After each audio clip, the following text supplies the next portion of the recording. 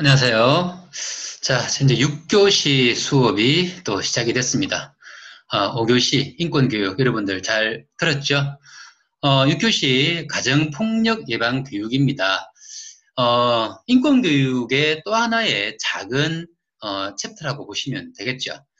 가정폭력 예방 교육은 선생님이 간단하게만 소개를 하고 그 뒤에는 영상으로 나올 겁니다. 아주 유명한 분의 영상이 나오니까 영상 잘 보시기 바랍니다. 자, 6교시 가정폭력 아동학대 예방교육 시작하도록 하겠습니다. 안전한 삶, 가장 가까운 곳부터 시작돼야 되겠죠. 여러분에게 있어서 가장 가까운 곳은 어디부터입니까? 그렇죠. 바로 가정이 되겠죠. 여러분의 가정, 당연히 안전해야 되겠죠. 가장 가까운 가정, 안전한가요? 답변, 그렇죠. 네, 안전하다가 돼야 되겠죠. 예, 안전하지 않다면 어떻게 되는가? 선생님 수업을 잘 듣고 행동하시기를 바랍니다. 자, 안전. 나라고 하는 이 가운데 있는 나. 아마 여러분들의 나는 당연히 학생이 되겠죠. 자, 나는 가족에게서부터, 친구에게서부터, 그리고 학교로부터 나라는 존재는 어디에서든 존재를 합니다. 나는 가족의 가정으로부터, 친구로부터, 학교로부터 안전합니까? 예, 당연히 안전해야 되고요. 안전하지 않다라면 당연히 이제 선생님의 수업을 잘 듣고 행동으로 옮기시기를 바랍니다. 안전하지 않다면 폭력의 피해가 있다면 어떻게 해야 할까? 선생님이 늘 학교폭력 강의를 하면서 학교폭력을 당하면 어떻게 되는가 방법을 알려드렸죠. 가정폭력도 물론 마찬가지입니다. 모든 폭력으로부터 우리가 안전하지 않다면 아주 큰 피해를 당하고 있다는 얘기가 되겠죠. 자, 그런 피해를 더 깊이 당하지 않으려면 나에게 조금의 용기가 필요합니다. 첫 번째, 증거가 중요합니다. 폭력이 시작되었고 그 폭력이 어느 정도 진행되고 있더라면 분명히 증거가 있을 것입니다. 자, 그 증거 중에서 사진 찍어야 되겠죠.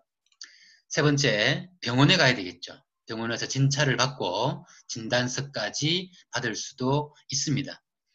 네 번째는 기록을 해야 되겠죠. 여러분들이 어느 수첩에다가 또는 어디에다가 기록을 해두는 습관 가져야 되겠고요. 마지막 다섯 번째로는 가정폭력 긴급 전화가 있습니다. 상담을 하기 위해서 1366번으로 여러분 상담을 받도록 하시고요. 그 다음에 신고하기 위해서는 바로 경찰 112로 신고를 하시면 되겠습니다. 여러분들이 이 폭력으로부터 벗어나기 위해서는 이 다섯 가지의 사항을 잘 이해를 하시고요. 나 혼자서 어떤 문제를 해결하기에는 아직 여러분들은 어립니다.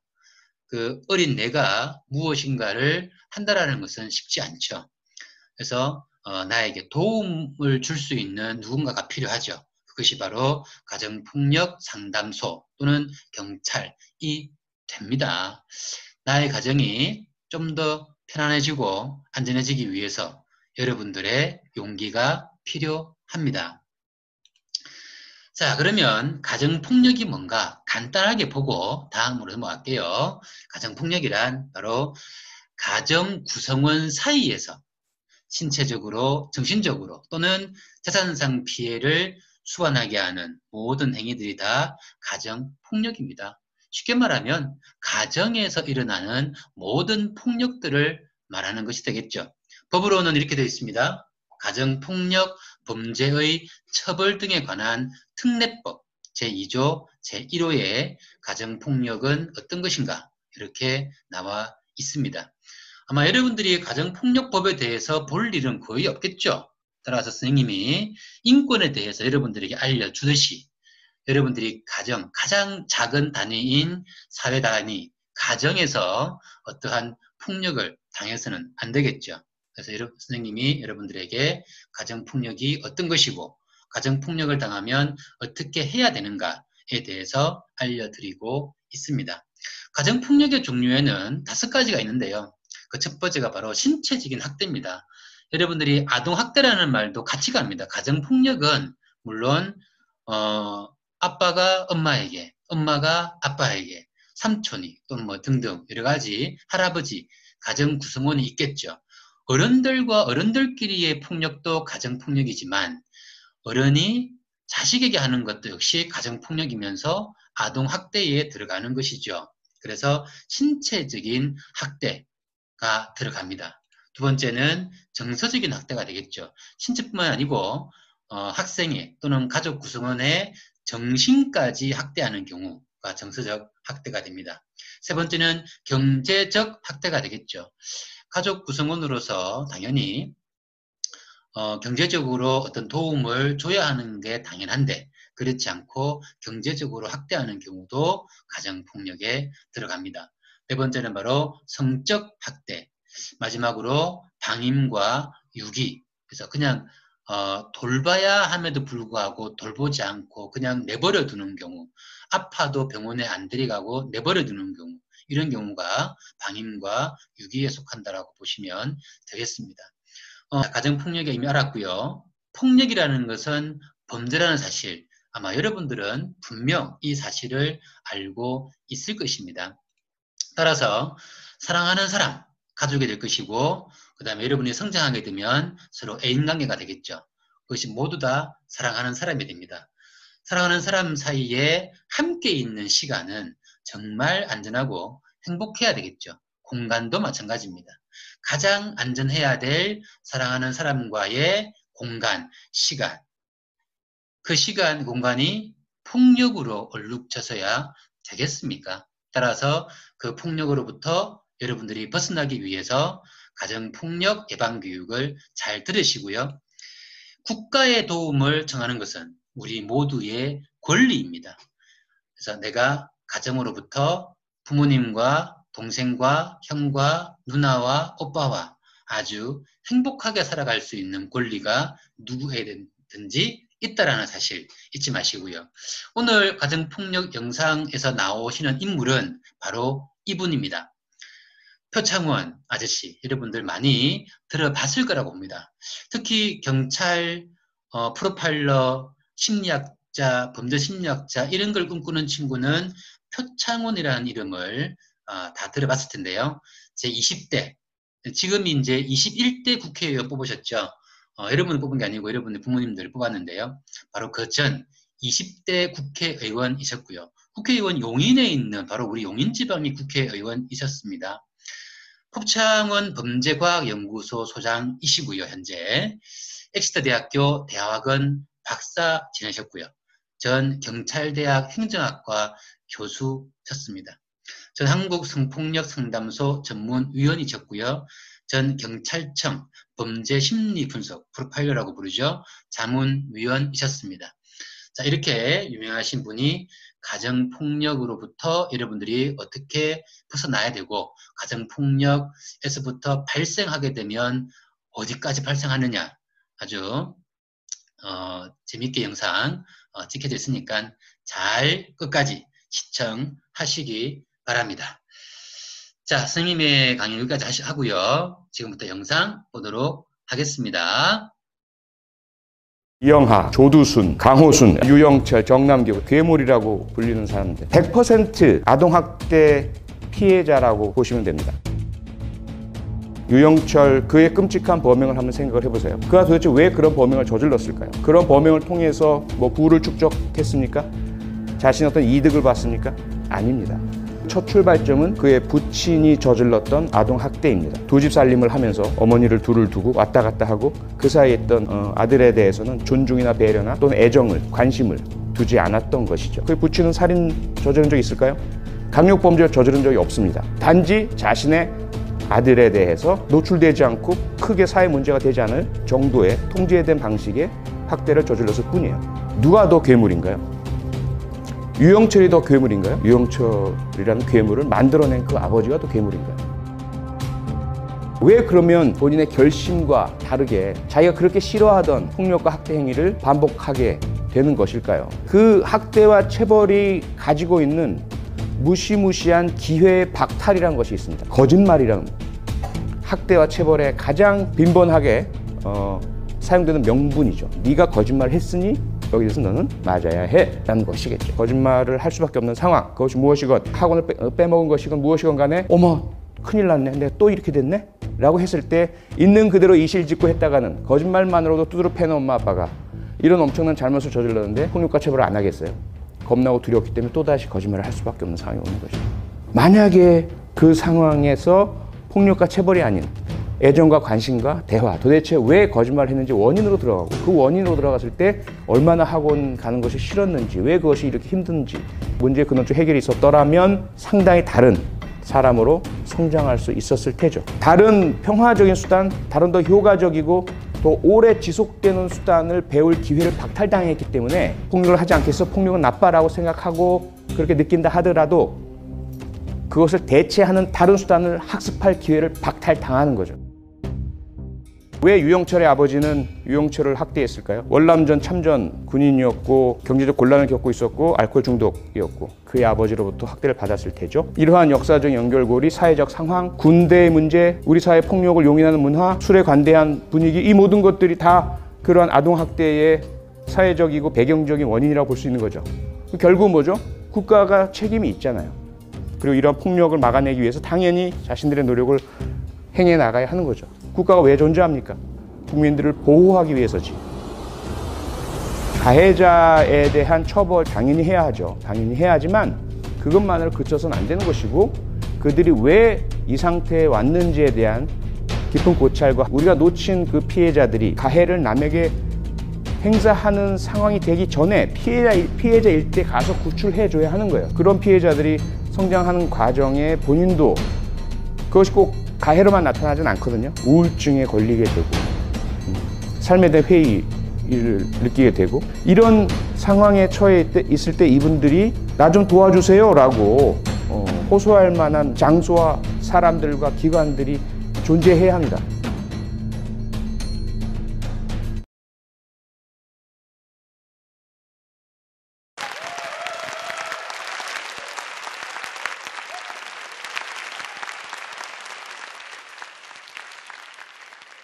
안녕하세요. 예, 저를 반가워해 주시는 걸 보니까 범죄자는 안 계신 것 같으네요.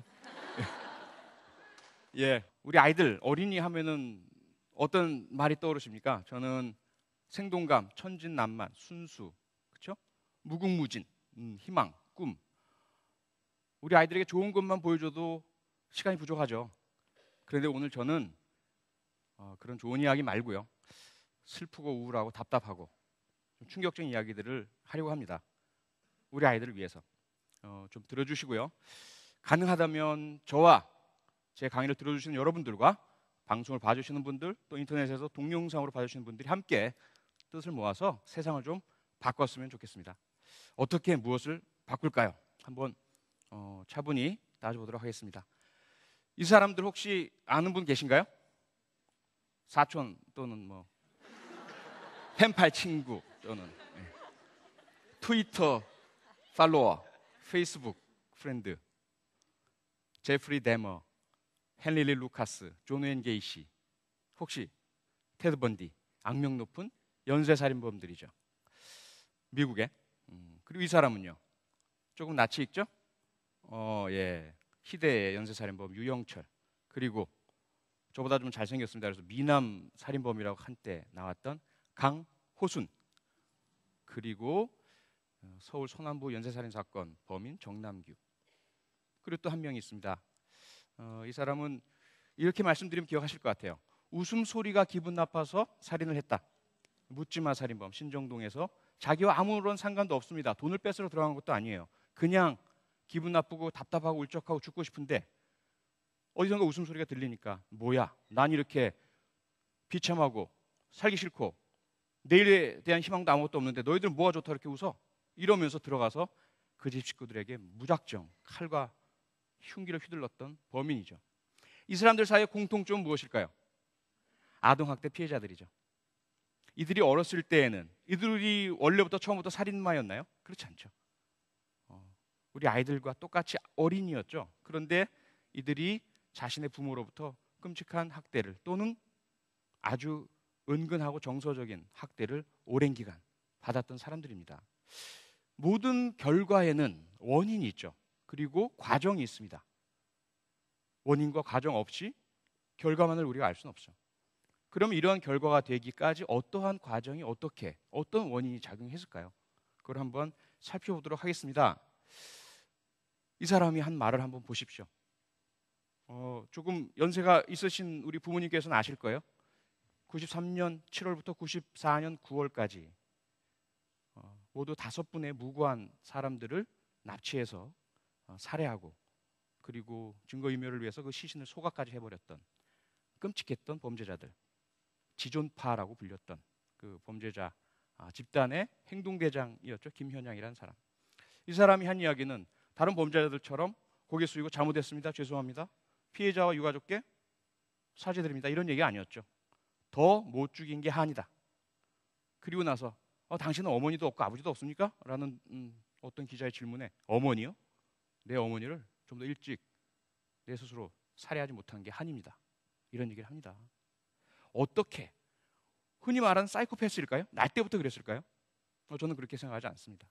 원인이 있고 과정이 있고 그래서 이런 결과가 만들어졌다고 생각을 합니다. 어떻게? 아동학대가 어떻게 사람을 이렇게 만들까요? 흔히 아동학대를 영혼살인이라고 하죠. 비록 실제로 사람을 죽이진 않더라도 그 영혼을 말살시킨다는 이야기입니다. 어떻게? 첫째로 아동학대가 발생하는 과정은 악순환이라는 표현을 우리가 씁니다. 왜? 폭력, 싫고 무섭죠. 우리 어른들 또는 친구들끼리 지나가다가 어깨에 부딪혀서 왜 사과 안 해? 내가 왜 사과해야 되는데? 뭐야? 퍽퍽. 그럴 수 있겠죠. 이런 폭력은 순간적인 폭력입니다. 아무리 상처 있고 마음이 언짢더라도 그렇게 오랫동안 후유증을 남기진 않죠. 아동학대는요. 가해자가 피해자를 완전히 지배하고 있는 상태입니다. 완전히 통제하고 있죠. 흔히들 우리가 소유한다라고 표현까지 씁니다. 내 거야. 내 자식이야. 거기에다가 그 관계 속에서 학대가 일어나는 과정을 분석을 해보면요. 처음에는 긴장조성이라는 단계가 시작됩니다. 대개 아동학대는 겉으로는 아동에게 그 탓을 돌리죠. 학대자들 만나보면 다 그래요. 당신이 얘랑 한번 살아보세요. 이럽니다. 얼마나 말도 안 듣고 거짓말도 많이 하고 물건 훔치고 대들고 친구들하고 싸움이나 하고 그런데 내가 어떻게 합니까? 하지만 모든 어린이들의 행동은 어디서 나타납니까? 첫째로는 부모님을 보고 따라하는 거죠. 둘째로는 어른들에 의해서 만들어진 세상에서 조건 지어진 환경 속에 따라서 반응할 뿐이죠.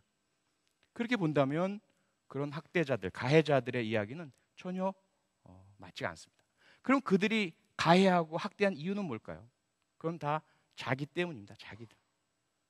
그 가해자의 마음속에 있는 열등감, 분노, 못마땅함 이런 부분들을 풀 데가 없으니까 자기가 마음대로 할 수 있는 자기 소유물인 아이들에게 풀어내는 거죠. 근데 그렇게 하려면 느닷없이 갑자기 나 기분 나빠 너 이리 와 맞아 이렇게는 못 하겠거든요. 인간이니까. 그러다 보니까 이제 명분을 만들죠. 그래서 긴장조성이라는 시기가 만들어집니다. 꼬투리를 잡는 겁니다. 아이에게 있는 약점, 잘못한 점 끄집어내서 내가 그렇게 하지 말라고 했지. 그리고 나서 폭력이 가해지죠. 그럼 좀 있다가 미안하기도 하고 또 아이가 어디가 친구하면 어떡해. 이런 마음에 이리 와봐. 달래줍니다. 그리고 전에 안 사주는 걸 사주기도 하고 맛있는 걸 주기도 하고 그리고 좀 시간이 지나면 평화로워집니다. 하지만 원인이 아이에게 있는 것이 아니라 원인이 가해자에게 있다 보니까 또 그 스트레스는 없어지지 않아요. 열등감 없어지지 않습니다. 또 학대를 하고 싶어지죠. 또 긴장조성이 이루어집니다. 폭력이 이루어집니다. 다시 사과하죠. 평화가 이루어져요. 이러한 순환고리를 두세 번만 돌게 되면 우리 아이들은 벗어날 수가 없게 돼요. 가출도 해봅니다. 피학대 아동들 청소년을 만나서 알아보면 그래요. 반항도 해봅니다. 소리도 질러봅니다. 할머니한테 또는 동네 아저씨한테 학교에서 선생님한테 직접적으로는 얘기하지 못하지만 좀 알아봐 줬으면 하는 마음에서 이상 행동을 하기도 해요. 하지만 우리들은 전혀 그 외침이 어떤 의미인지를 못 알아듣죠. 그러다 보면 어떻게 됩니까? 그 다음 단계가 학습된 무기력이라는 단계가 옵니다. 즉 무기력을 학습한다는 거예요. 어떤 행동을 해보아도 내가 어떻게 해도 상황은 달라지지 않더라. 심지어 경찰 아저씨조차도, 선생님조차도 나를 학대하는 그 사람보다는 약하더라. 어떻게 나를 구해줄 수 없더라. 그 다음 단계가 이제 아동학대 후유증이라는 단계로 나오게 됩니다. 장기간 학대를 받은 경우에 신체적 학대가 아니라 하더라도 늘 무시받고 냉대받고 욕 듣고 너는 아무 쓸데없는 놈이야 라는 비하를 받고 자란 아동들은 나중에 뇌의 크기도 다르다고 해요. 특히 사고나 정서 기능을 담당하는 전전두엽 부위의 대사작용이 현저히 떨어져 있는 것도 관찰이 되고 있습니다. 그래서 우리가 영혼살인이라고 부르는 거죠. 좀 더 자세하게 볼까요? 학습된 무기력. 이 말은 사실은 우리가 2차 대전 때 독일 지역을 해방시킨 연합군에 의해서 발견된 그 수용자들에게서 사실은 시작됩니다. 우리 영화들에서 많이 보셨죠? 유대인들 혹은 유색인종들 또는 장애인들, 동성애자들, 정치적인 반항했던 사람들, 이런 사람들 모두 수용소에 모아두고 있었죠, 나치가. 그래서 그들 중에 상당수에 대해서 생체 실험을 하기도 하고 가스실에서 살해하기도 하고, 그래도 마지막까지 살아남으신 분들이 계셨어요. 그래서 이제 연합군이 독일군 다 물리치고 들어가서 여러분 해방입니다, 여러분 자유입니다. 그런데 그분들이 가만히 계시는 거예요. 그러자 어떤 수용소에서 그 대장 역할을 맡았던 그 수용되셨던 분들 중 한 분이 딱 일어서더니 전부 일어서 앞으로 가, 좌우 양우 각자 집을 향해서 출발! 이러니까 툭툭툭툭 가시는 거죠. 이미 오랜 시간의 수용, 고문, 통제, 그 생활을 통해서 자기 의지대로 행동하는 능력을 상실하신 분들이죠. 무력이 학습된 분들이란 거죠. 이상했어요. 인간인데 지능이나 사고 판단 아무런 문제가 없는 분들이 어떻게 그럴 수 있을까? 그래서 이 실험을 시작하게 됐습니다. 1960년대 심리학자 두 분, 살리만과 마이어라는 사람들이 이 사람 가지고 할 수는 없으니까 개 가지고 실험을 해봤어요. 이러한 그 공간에 개를 가둬둡니다. 그리고 집단 1의 개들은 그냥 움직이지 못하기만 하고 다른 개들이 어떻게 행동하는지를 볼 수 있기만 해요. 집단 2, 그룹 2의 개들은 그 안에 전기 충격 장치를 둡니다. 그래서 아주 고통스럽고 막 타죽을 것 같은 전기 충격이 일어나는 거죠. 그런데 여기에 덧붙여서 작은 레버 하나를 줘요. 그래서 그 레버를 우연히 건드리면 전기 충격이 중단됩니다. 즉 스스로가 어떤 행동을 하게 되면 충격을, 고통을 줄일 수도 있다는 것을 가르쳐 주는 거죠. 집단 3 개들은 전기 충격 장치가 흐르는 밀폐된 방에 있지만 어떠한 장치도 없어요. 자기들은 그냥 당하고만 있어야 돼요. 그러니까 전기 충격이 가해집니다. 집단 1의 개들은 쟤들 왜 저래? 이러면서 그냥 보고만 있는 거죠. 이 집단은 고통스러워 미치겠어. 비명도 질러보고 굴러도 보고 하다가 앞에 있는 레버를 탁 건드리니까 탁 멈추는 거죠. 그 다음에 또 와요. 또 우연이 아니었군. 내가 멈출 수 있군. 그 다음엔 어떨까요? 전기 충격이 시작되려고 하자마자 그냥 레버부터 건드려버리죠. 학습이란 것이 일어납니다. 집단 3, 그룹 3의 개들은 막 전기 충격 장치가 가동이 돼서 고통스럽고 미치겠고 죽겠고 구르고 소리 지르고 무릎 꿇고 해봐도 아무런 변화가 없죠. 그 다음에 이제 이 두 번째 실험을 합니다. 여기 보이시는 그림처럼 아주 낮은 담장을 사이에 두고 우측과 좌측으로 나눠져 있어요. 좌측에 이 그룹 1, 2, 3이었던 개들을 데려오는 거죠. 그리고 위치시켜요. 그러면 이 개가 있는 좌측에서 이 노란 램프가 반짝거리고 소리가 들리면서 전기 충격이 일어납니다. 그러면 어떻게 됩니까? 그룹 1에 있었던 개들은 어휴 싫어, 뜨거워, 타 죽을 것 같아. 보니까 앞에 작은 충분히 뛰어넘을 수 있는 담장만 있거든요. 그냥 훌쩍 뛰어넘어. 그러니까 괜찮아요. 다시 두 번째 실시하니까 마찬가지로 뛰어넘어. 세 번째는 저 불이 램프가 노랗게 반짝거리고 소리가 들리기 시작하니까 전기 충격이 일어나기도 전에 먼저 넘어가죠. 학습. 그렇죠? 그룹 2 마찬가지예요. 그룹 2는 더더군다나 첫 번째 실험에서 자신들이 어떻게 하면 전기 충격이 멈추더라라는 걸 학습했어요. 그룹 1보다 더 빨리 넘어가요. 그룹 3 어떨까요? 타 죽을 것 같은 고통이 있는데 못 넘어가요. 아주 낮은 담장인데도 그냥 앉아서 계속 전기 충격을 받고 있습니다. 그게 바로 학습된 무기력이라는 무서운 효과입니다. 그리고 나서 장기적으로 한번 추적을 해봤어요. 나중에 다 본래 자기 집으로 돌려보내고 주인과 함께 살 수 있도록 어떻게 살고 있나 살펴봤더니 이 그룹 3에 있었던 개들 중에 3분의 2 정도는 다른 개들보다 짧게는 1년, 길게는 3년 정도 먼저 사망하더라. 사망하기 전에도 동네 아이들이 와서 돌 던져도 그룹 3의 강아지들은 그냥 맞고만 있어요. 그리고 막대기로 때려도 그냥 맞고만 있어요. 그룹 1이었던 개들, 그룹 2였던 개들은 어떨까요? 동네 아이들이 던지면 도망가죠. 막대기로 때리려고 그러면 반항하죠. 학습된 무기력이 그만큼 무섭다는 겁니다. 인간은 어떨까라는 거죠. 인간은 개들보다 지능도 뛰어나고 팔도 쓸 줄 알고 뛰어다닐 수도 있으니까 개들보다는 좀 효과가 덜하지 않을까? 그런데 반면에 인간에게는 어떤 게 있습니까? 미리 경험해 볼 수 있는 예측 능력이 있죠. 그래서 개들보다도 더 나에게 내가 겪었던 고통이 얼마나 심한지 그리고 그게 이제 다가올 것이다라는 것을 너무 먼저 깨달을 수 있는 능력이 인간들에게 있는 거예요. 그러다 보니까 스트레스라는 게 개들보다 훨씬 더 인간에게 심하더라라는 것을 발견하게 됩니다. 자, 그래서 그 이후에 이런 아동학대 피해자들이 외상 후 스트레스 장애 PTSD라는 것을 겪고 그로 인해서 어떤 경우는 스스로가 자살을 하고 어떤 경우는 스스로가 정신질환에 걸리고 어떤 경우는 밖으로 분노를 표출해서 남을 살해하고 연쇄살인을 저지르더라 하는 것이 밝혀진 거죠. 결과적으로 어떻습니까? 세계적으로 이런 아동학대는 막아야 되겠다. 어떤 방법을 써서라도 일단 예방을 해야 되겠다. 그래서 주로 첫 번째로 아동보호법이라는 걸 만듭니다. 또는 아동학대 방지법이라는 걸 만듭니다. 그리고 권한과 권위와 실질적인 집행력을 가진 아동보호기관을 둡니다.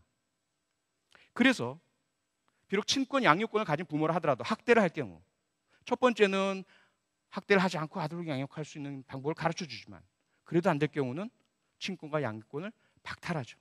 아이를 분리시킵니다. 그리고 그 아이가 마땅한 받아야 할 사랑과 애정과 관심을 줄 수 있는 다른 부모를 연결시켜 주는 거죠. 우리나라는 어떤가요? 아직까지 우리나라는 아동보호법이 없습니다. 아동학대 방지법이 없습니다. 그리고 아동보호 전문기관에는 힘을 주지 않습니다. 권한도 주지 않습니다. 그래서 아동학대 신고를 받고 현장에 가도 더 강하고 공격적이고 성격 사나운 가해자들에게 당신들 뭐야? 우리 집에 들어오지 마! 그러면 들어가지 못하고 있는 현실이 계속되고 있는 거죠. 자, 세상을 바꾸는 15분. 저는 여러분과 함께 이 상황을 바꾸고 싶습니다. 우리 아이들에게 아동보호법을 만들어 주십시오.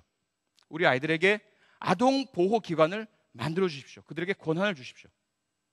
그리고 우리 아이들에게 꼭 자기 친부모가 아니라 하더라도 아이들에게 꼭 줘야 할 애정과 관심과 사랑을 줄 수 있는 부모를 만들어 주십시오. 이 세 가지를 여러분과 함께 촉구하고 싶습니다. 세상을 바꾸는 15분, 세상을 바꿨으면 좋겠습니다. 여러분 감사합니다.